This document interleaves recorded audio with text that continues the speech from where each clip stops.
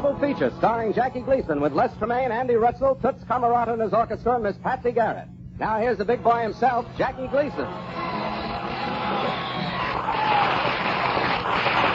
Thank you. Thank you. Figaro. Figaro. Figaro, Figaro, Figaro, Figaro. Hey, Figaro, your mother wants you. Faster, la jubes. Jackie, what do you think you're doing? Tremaine, you are now looking at the great Gleason of the Baby Grand Opera Company. You mean the Grand Opera Company? No, Baby Grand. This is a small company. You should have heard me the other night singing outside the Metropolitan. Well, why didn't you sing on the inside? That's where I started. I was singing pear-shaped tones, and somebody hit me in the mouth with a banana. Well, don't let that worry you, Jackie. Why don't you sing something now, just for me? Do you really want me to sing something, Les? No, but I'd like a banana. I don't think you realize that I happen to come from one of the most musical families in the world. My mother did a solo at the opera, my sister did a solo, and my brother did a solo. What about your father? Did he do a solo? Well, where he was, they called it solitary. Well, Jackie, that's a musical heritage of which you may be proud. And who hath more reason to be proud? Who hath? Hath anyone? Don't ask me. I pass. You know something, Les? I'd like to sing something really fine for you. Just listen to this. Isn't that wonderful? Wonderful? What was that? That, my friend, was the end of the unfinished symphony. Figaro, Figaro, Figaro, Figaro. Hey, what's going on here? Oh, hello, Andy. I was just loosening up. Oh, excuse me. I thought you were falling apart. Andy, my boy, there was a wise man who said that we learn something new every day. And today we learned that Jackie Gleason is an opera singer. An opera singer? Do you sing pretty? I sure do, beautiful. You should hear me go into an obligato. Out of an obligato into a cadenza. Out of a cadenza into a staccato. And out of a staccato into an oxygen tent. Jackie, I don't mean to be rude, but I don't think you know anything about singing. Singing is a very complicated art. You have to know exactly where your voice comes from. Why, I know all about my voice. This morning I started it in the abdomen. Then I forced it up to the diaphragm. From the diaphragm, I pushed it up through the alimentary canal to the larynx. From the larynx, I shoved it up through the epiglottis. And from the epiglottis, I heaved it up to the cranium. Then I dragged it back down to the oral cavity and shot it out between my teeth. Yeah. What happened to it after that? The last I heard of it, it was going through Pittsburgh like a mink.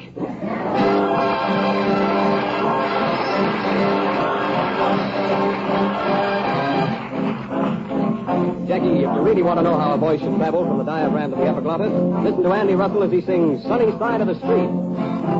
Your coat and get your hat, leave your worries on the doorstep. Just direct your feet to the sunny side of the street. Can't you hear a pitter-pat, and that happy tune is your step. Life can be so sweet on the sunny side of the street. I used to walk in the shade with those blues on parade. Oh, but I'm not afraid. This rover crossed over. If I never have a cent, I'll be rich as Rockefeller. Gold dust at my feet on the sunny side of the street.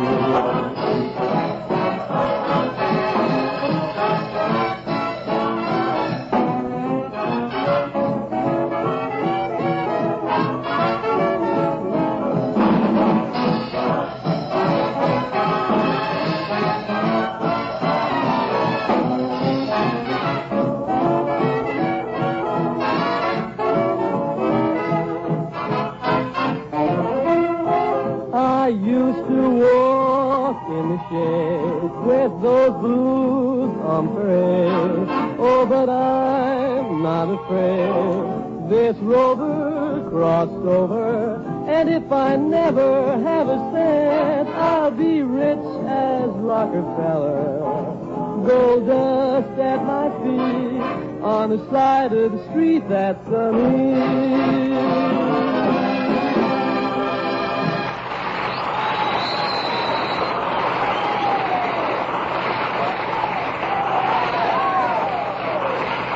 You see, Jackie, Andy is a real singer. You notice the response he gets when he sings? See how the girls swoon? Means absolutely nothing. I do the same thing. You mean the girls swoon when you sing? Are you kidding? Stand back a few paces. I'll stand back. Arpeggio, please. Les cantaires frivole le sel, un pécunier, château, à quel, away so till devil, the dinner, the liver. Oh, you're grand. Let's make it your trouble, sorrows, and cares. She was always willing to care. Away from the devil. Don't overlap my singing, please. But dead on the level was my girl. Let me have it, honey. Let me have it.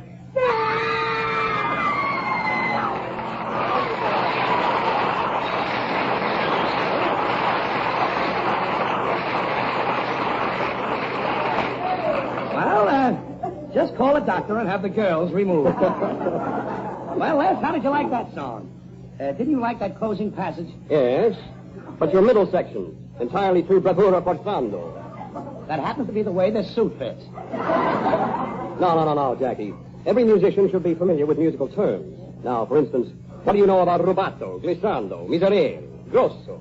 Only the best backfield Notre Dame ever had. No, you don't understand. Miserere means miserable, and grosso means big and fat. I was out with the Miserere Grosso last night. Jackie, I give up. You not only don't know how to sing, but you don't know anything about music. That is ridiculous. Why, I've even written music. Great music. At the age of 9, I began to write symphonies, operas, and concertos. Really? I'd like to hear some of your decompositions. You mean compositions. Decomposition is something rotten. You can't discourage me, Tremaine. I'm going ahead as a composer. You don't know how I've worked and struggled. Every morning since I was 6 years old, I've gotten up, gone downstairs, sat on the piano stool, and practiced for 5 hours. I practiced hour after hour, day after day, year after year, sitting on the piano stool, practicing. Then one day after 15 years came my first big disappointment. What was that? I found out we didn't have a piano. Jackie, you do not have the true spirit of a composer. A composer must hear the music of the spheres. You must hear it from the heart. You must hear it from the soul. You must hear it from the brain. What do you hear from the brow? Hey, Jackie, the Metropolitan Opera Company just phoned. They expect you tomorrow afternoon at 2 o'clock. Thank you, Patsy. Thank you. That's the call I've been waiting for. Tomorrow afternoon at 2 o'clock, I am going to audition my new opera entitled La Belladonna a Picadora. Or don't chop any more wood tonight, Mother. I'm coming home with a load.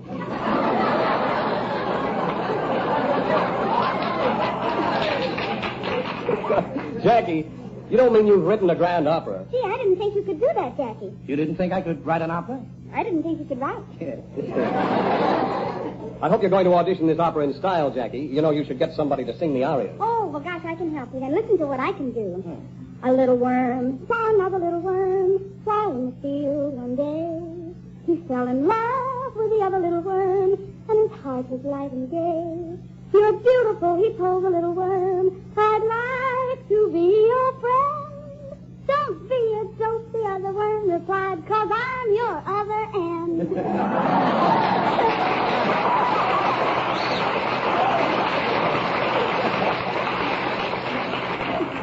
Don't you like my voice, Jackie? Your pizzicato is too legato, and your vibrato is much too staccato for such a young tomato.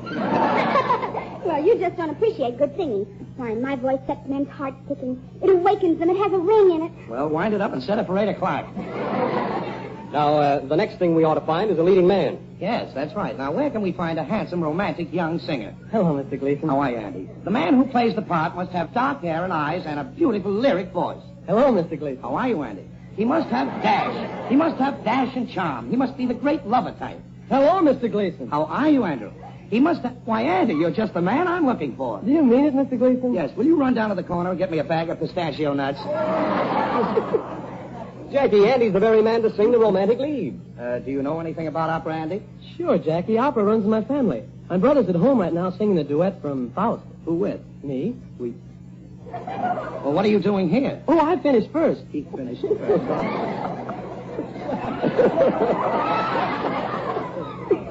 Jackie, before you go ahead with this opera business, let me warn you that composers lead lives of great poverty. I know all about that. But look at the rewards they got. Take the life of Johann Sebastian Grudnik. Wonder what his name was before he changed it. He was a poor composer with 11 children. One day he took his 11 children for a parade. And when he returned, he counted his children, and there were 12. So he took aside the 12th child, sat down at the piano, and composed his first musical masterpiece to this little gurgling fellow in swaddling clothes. What was it? Is you is or is you ain't my baby.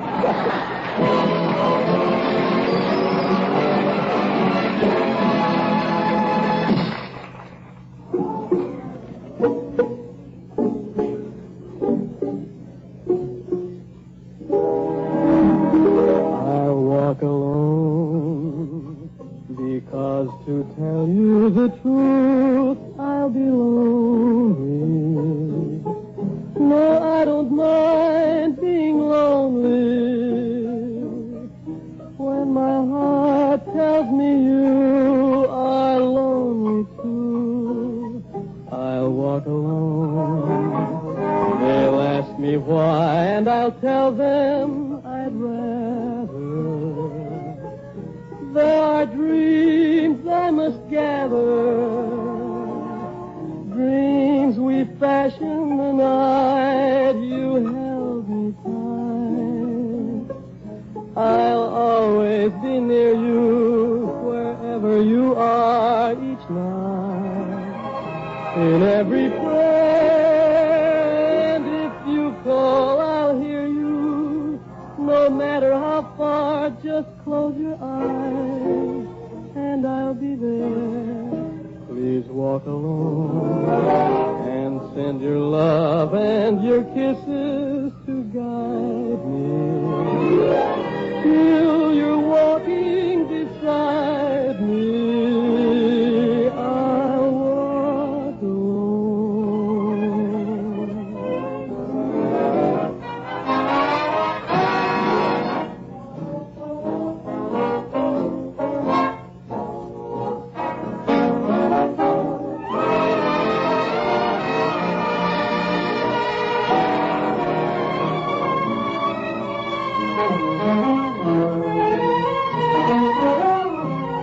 I'll always be near you wherever you are each night. In every prayer, and if you call, I'll hear you. No matter how far, just close your eyes, and I'll be there. Please walk alone, and send your love and your kisses to guide me. Till you're walking beside me, I'll walk alone.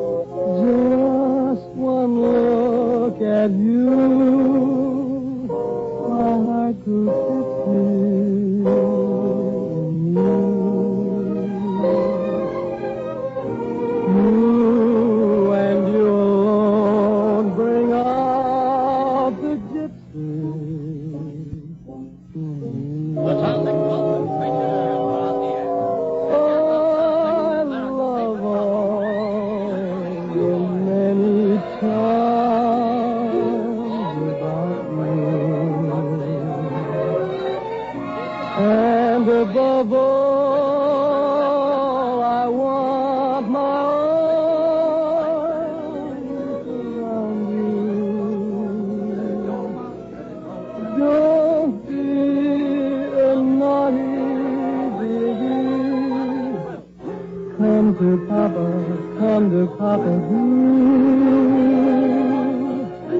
my sweet embrace for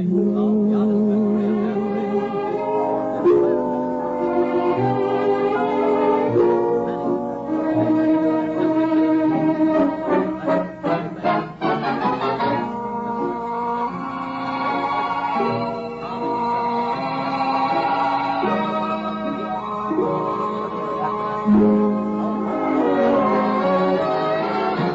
Don't be a naughty baby. Come to Papa. My sweet embrace for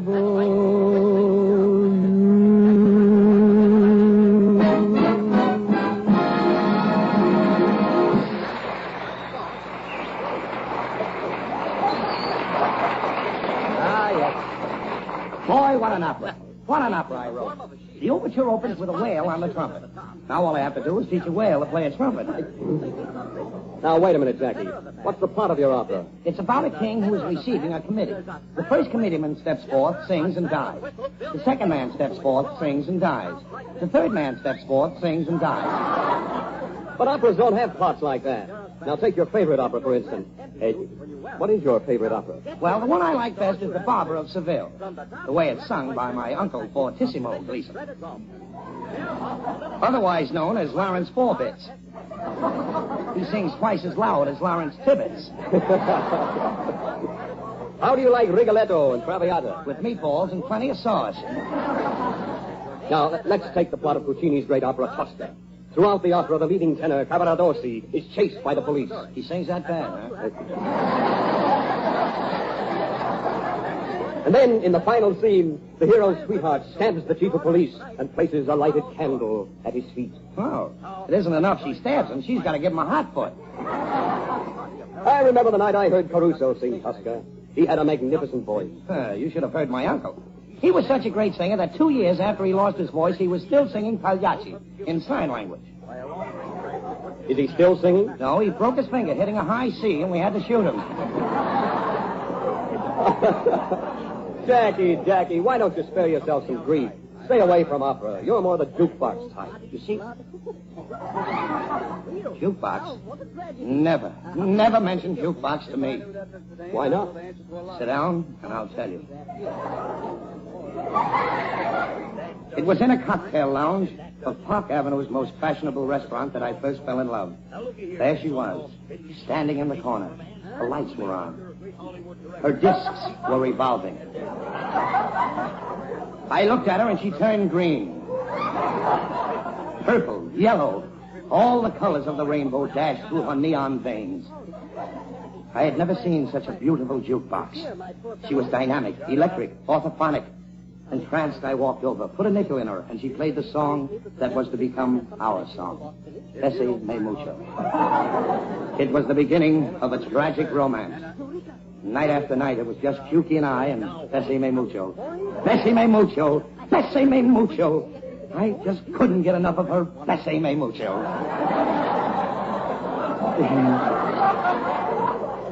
That first blissful week cost me 10 years of my life, all my self-respect, and $4.80 in nickels. I knew she only loved me for my money. I knew she would play with me for a while and then cast me aside like an old shoo-shoo baby. But I was a lost soul. I couldn't resist it. Embarrassed, I would sneak over to the cashier and say, $1 worth of nickels, please. My friends were beginning to avoid me. They would look at me strangely and say, look out, here comes Gleason now. He'll probably want some change. Whenever I was away from Juki, I'd remember all the lovely things she said to me the night before. Amor, amor, Bessie Me Mucho, or would you rather be a pig?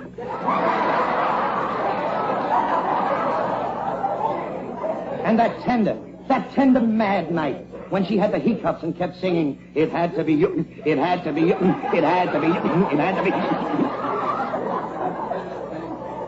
Then one night I walked in, and there she was with another man. He said he was the repairman. Repairman, ha, ha, ha.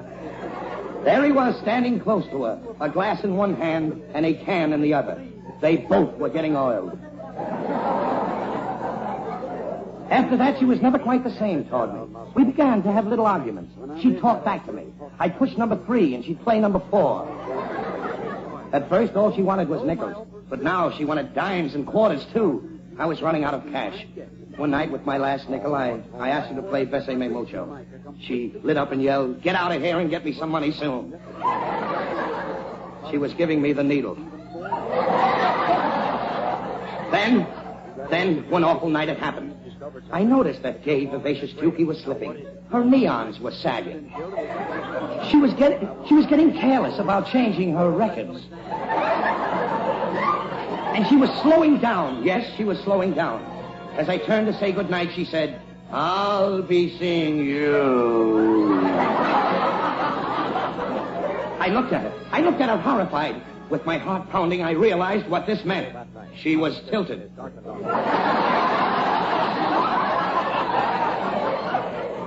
Hurriedly, I phoned for the doctor. He came immediately. He shook his head and said, "We'll have to operate at once. She has 4 slugs in her." Then he took her away.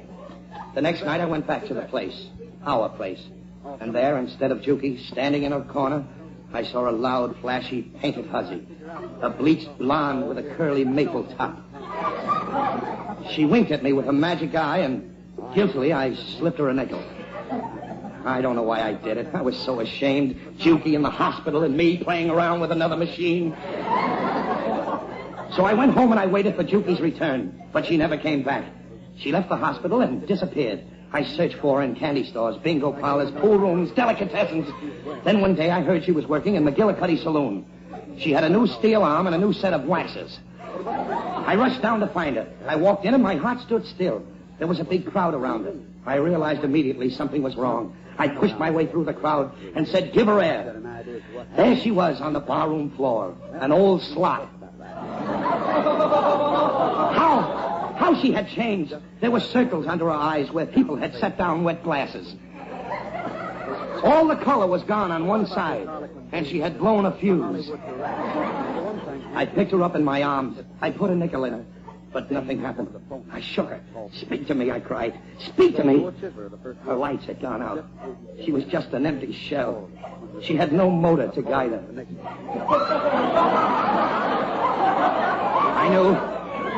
I knew that this was the end.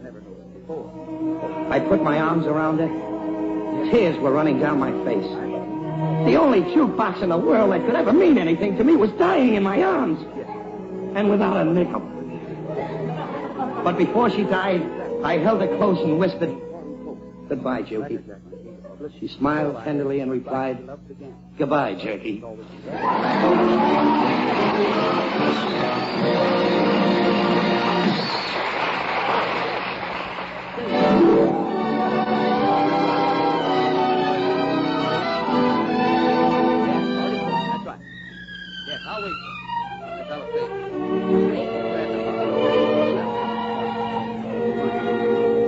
A fine song and a fine singer.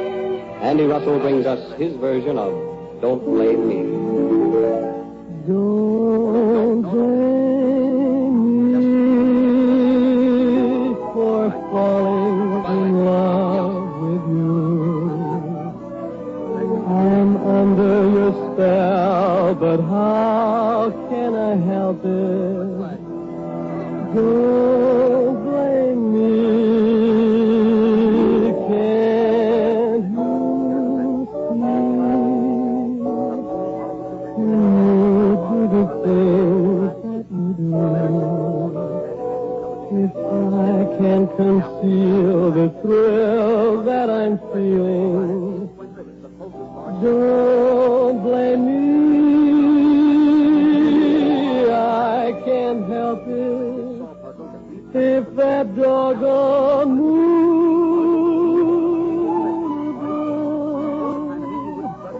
makes me need someone like you to love.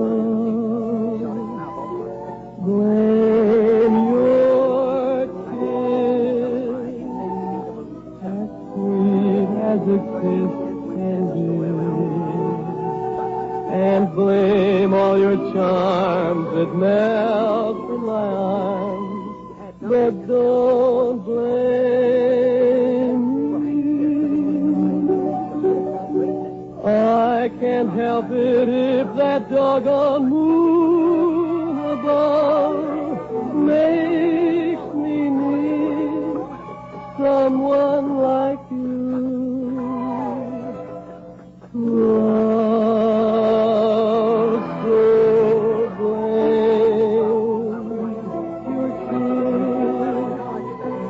As sweet as a kiss can be,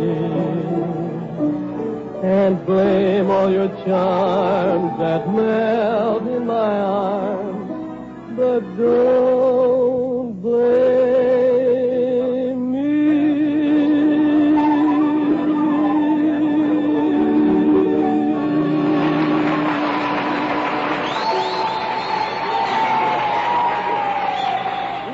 A little traveling music, let's go!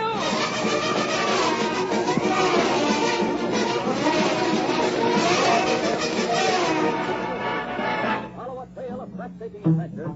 He goes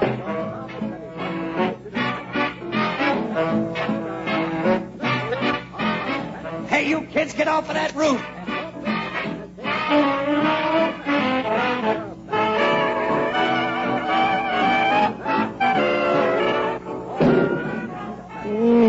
That's good booze.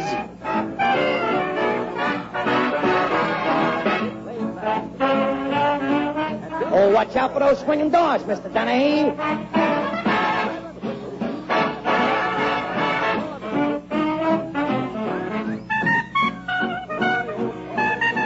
Here's Charlie!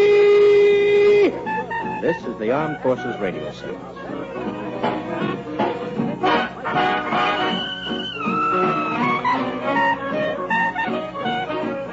One of these days.